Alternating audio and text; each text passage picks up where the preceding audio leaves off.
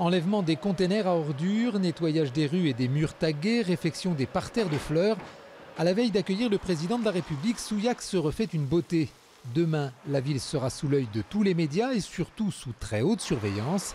Pour des raisons de sécurité, le centre-ville sera interdit à la circulation et au stationnement et l'accès à l'hypercentre très contrôlé. Il y aura des barrages filtrants, mais les gens passeront. Ce ne sera pas une ville morte. C'est une chose que j'ai négociée avec les services de l'Élysée la semaine dernière et qui m'a été confirmée par les services préfectoraux.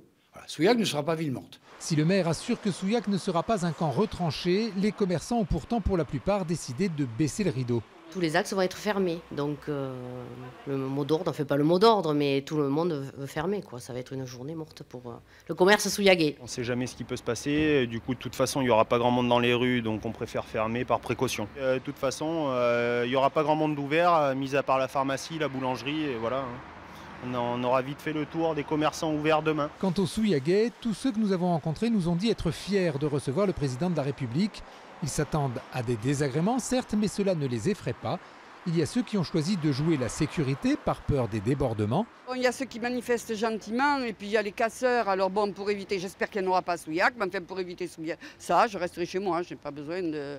J'ai fait mes courses, on mangera, c'est le principal. Et ceux qui ont décidé de ne rien changer à leurs habitudes. Venir en ville, aller dans des magasins qui sont ouverts et puis voilà, vivre normalement. Ça gêne personne, enfin moi ça me gêne pas.